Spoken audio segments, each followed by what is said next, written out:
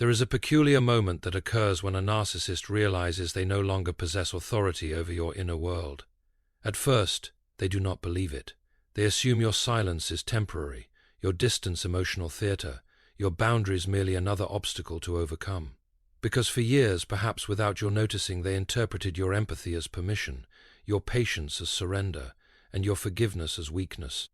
The narcissistic mind becomes accustomed to emotional ownership. It does not merely desire affection, it desires psychological control. And once someone has tasted that form of power long enough, they begin to regard another human soul not as a person to love, but as territory to manage. That is why your freedom unsettles them so deeply. Most people imagine narcissists as creatures of endless confidence. They appear composed, self-assured, even invincible in social situations. But much of that confidence is theatrical. It is constructed, maintained, said constantly like an actor terrified of forgetting his lines. Underneath the performance is a fragile dependence on external validation. The narcissist survives through reflection. They need admiration, fear, emotional reactions, conflict, anything that reminds them they can still affect the emotional climate around them. Your attention, even negative attention, becomes nourishment. The moment you stop providing it, something begins to fracture. You will notice this especially after you finally detach emotionally. Not merely physically, but internally. There is a difference between leaving a narcissist and becoming free from one. Many leave while still carrying the narcissist in their thoughts every hour of the day. True freedom begins when their approval no longer determines your peace.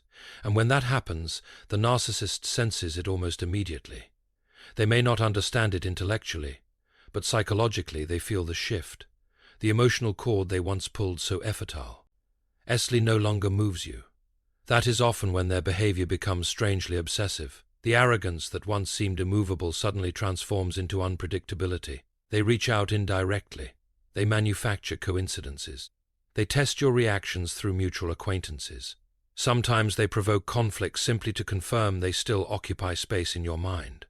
It confuses many survivors because the narcissist may have acted indifferent for months, even cruelly dismissive, only to return the instant genuine detachment appears. But this is not love returning. It is control panicking. A narcissist can tolerate your suffering more easily than your indifference. Your pain still acknowledges their importance. Your anger still grants them emotional relevance. But indifference confronts them with something unbearable, the possibility that they are no longer central. And for someone whose identity depends entirely upon domination, being emotionally forgotten feels like annihilate. Ion. There is also something spiritually revealing in this moment. When a person cannot celebrate your healing because they benefited from your brokenness, you begin to see the true nature of the relationship. Healthy love desires freedom. It rejoices when another person becomes stronger, wiser, more alive. But narcissistic attachment feeds upon dependency.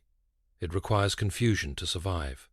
That is why clarity becomes such a threat to them. And this explains why many narcissists become more aggressive after losing control than they were during the relationship itself. Defeat exposes the emptiness beneath the mask. Every manipulation that once worked begins failing. Every emotional trap loses effectiveness. The survivor who once apologized constantly now speaks with calm certainty. The person once driven by fear now responds with restraint. And nothing unsettles a manipulator more than someone who has learned emotional discipline. Because emotional discipline is independence. You see, narcissists study reactions. They build influence through predictability. If they know your guilt will make you return, they weaponize guilt. If they know your loneliness weakens your resolve, they weaponize absence. But when you begin healing, you become less predictable. You stop reacting impulsively. You pause before responding. You recognize manipulation before it enters your heart. In many ways, the narcissist is not defeated merely because you escape them. They are defeated because you finally saw them clearly. And there is immense power in seeing clearly. Not hatred, not revenge, clarity. Because once a person sees deception plainly, the illusion can never fully regain its authority. The spell breaks, the intimidation weakens, the confusion fades. And what once appeared enormous suddenly reveals itself to be profoundly small. A wounded soul demanding worship because it cannot endure the silence of its own emptiness. That is the strange truth many people eventually discover. Your greatest victory was never hurting the narcissist. It was no longer needing them to tell you who you are. One of the most disorienting experiences after separating from a narcissist is discovering that the conflict did not end when the relationship ended. In many cases, it intensifies, not always through direct confrontation, but through something far more subtle and psychologically exhausting: the rewriting of reality itself. A defeated narcissist rarely accepts loss with honesty. To do so would require self-examination, and self-examination is precisely what the narcissistic mind spends its entire life avoiding. Instead, they reconstruct events in ways that preserve their innocence and protect the image they have carefully built before others. This is why so many survivors eventually find themselves not only recovering from emotional abuse, but defending their own sanity. The narcissist understands something profoundly important about human nature. People are often persuaded, not by truth but by confidence. If a lie is repeated calmly enough, passionately enough, publicly enough, many will accept it simply because certainty is persuasive. And narcissists are experts in emotional theater. They know when to appear wounded, when to appear misunderstood, when to cry, when to charm, when to imply rather than accuse directly. They become architects of perception. What makes this especially painful is that the survivor usually approaches conflict with sincerity, while the narcissist approaches it strategically. A healthy person assumes that truth should naturally prevail. The narcissist assumes that perception matters more than truth. That difference changes everything. You may notice how quickly they begin reframing the relationship once you leave. Suddenly, your boundaries become cruelty. Your exhaustion becomes instability. Your refusal to tolerate manipulation becomes evidence that you were difficult, cold, or ungrateful. They may tell others that Hey tried everything to save the relationship while quietly omitting the manipulation, the gaslighting, the emotional volatility, or the calculated humiliations that occurred behind closed doors. And because narcissists often maintain a polished public identity, many people struggle to reconcile the charming persona they see externally with the darker reality you experienced privately. This creates a second layer of suffering for survivors: isolation. Not only were they wounded within the relationship, but afterward they are sometimes disbelieved by the very people from whom they hope to receive support. But there is a deeper reason narcissists engage in these campaigns of distortion. It is not merely revenge, it is survival. A narcissist builds their identity the way some people build monuments: carefully, obsessively, defensively. Every compliment becomes another stone reinforcing the structure. Every criticism becomes a threat to its foundation. The problem is that the structure itself is hollow. It is not rooted in genuine character, humility, or self-knowledge.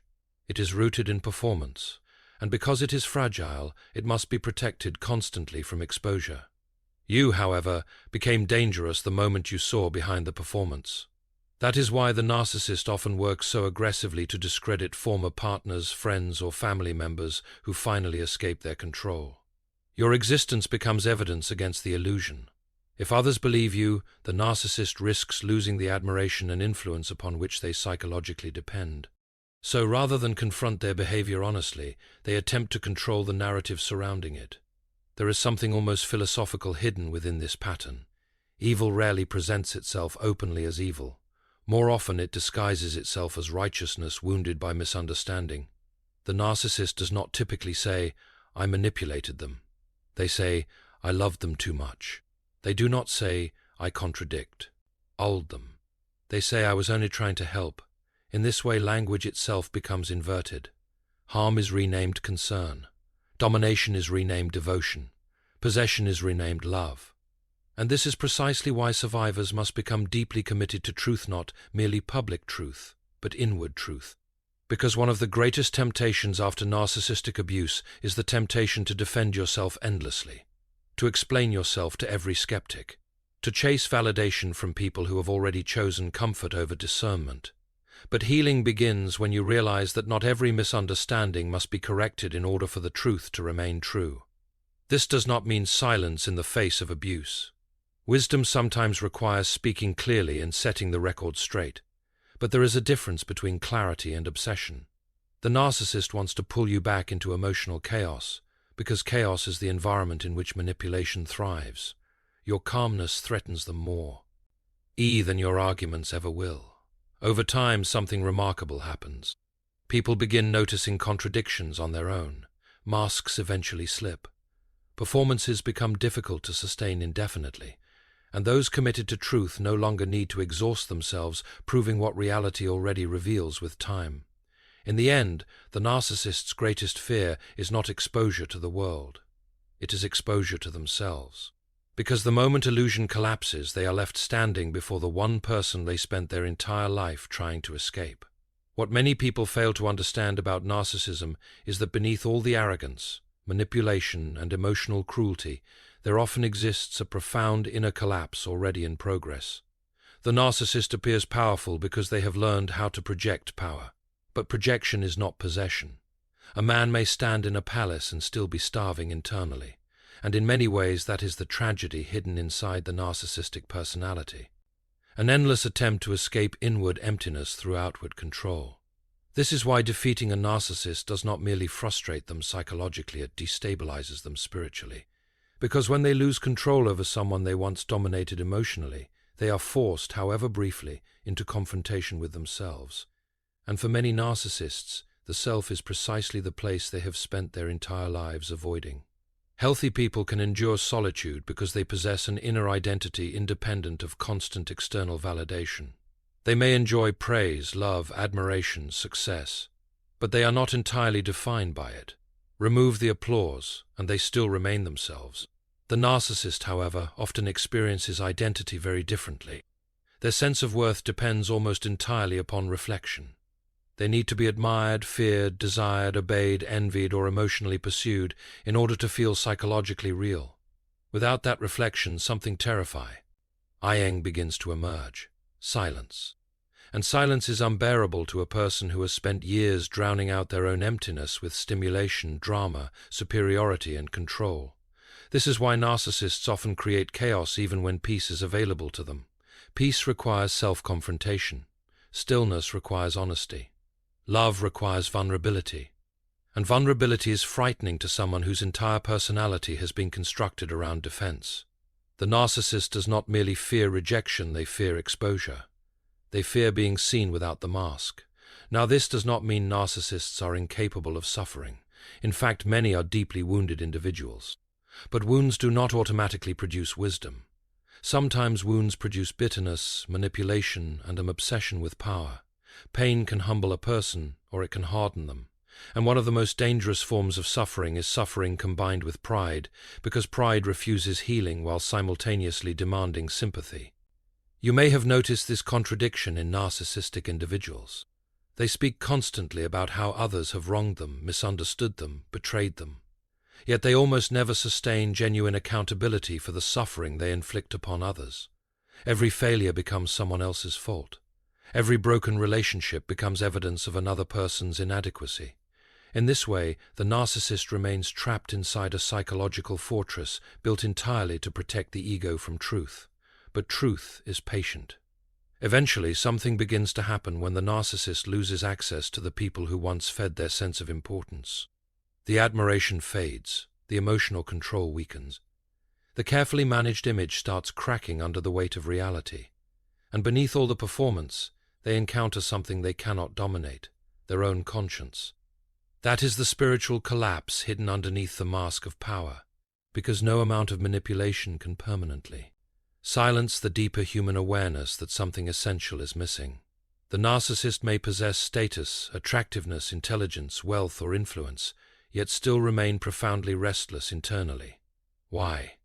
Because the human soul was not designed to survive on worship. It was designed for truth, humility, love, and genuine connection. And when a person abandons those things long enough, they become emotionally fragmented. This is why authentic love confuses narcissists. Real love requires mutuality. It requires seeing another person as fully human rather than as a source of emotional supply. But narcissism transforms relationships into transactions. People become mirrors, tools, audiences, or emotional batteries. And eventually, the narcissist discovers a terrible irony. The more desperately they attempt to control others, the more incapable they become of experiencing real intimacy. Control can force compliance, but it cannot create love. And perhaps this explains why your healing affects them so deeply.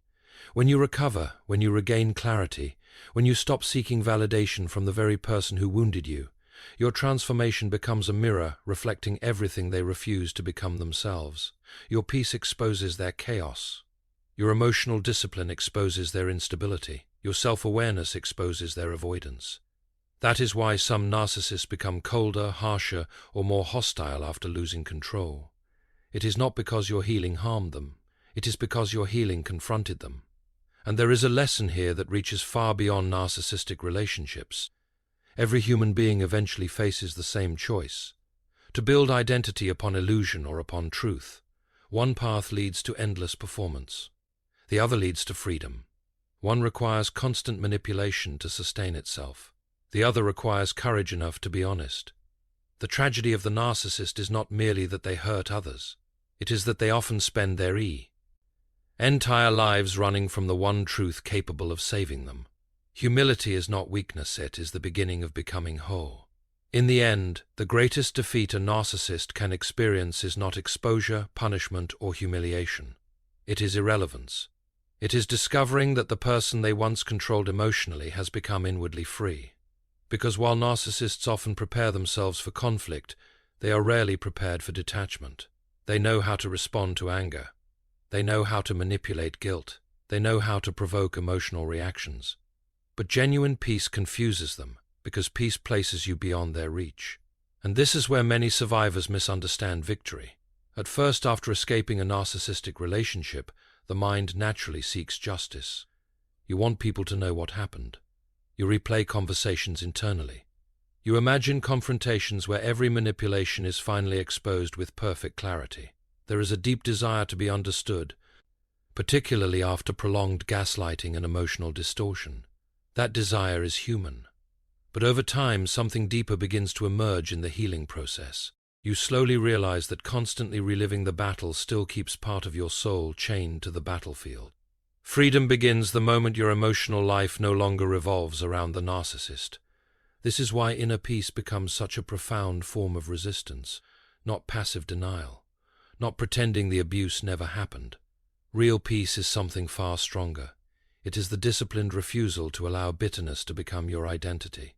It is learning to exist without constantly measuring your worth against someone else's cruelty. It is reclaiming ownership over your attention, your thoughts, your energy, and your future. A narcissist cannot easily comprehend this transformation because their entire worldview revolves around control. They assume power belongs to whoever dominates emotionally, but genuine strength operates differently.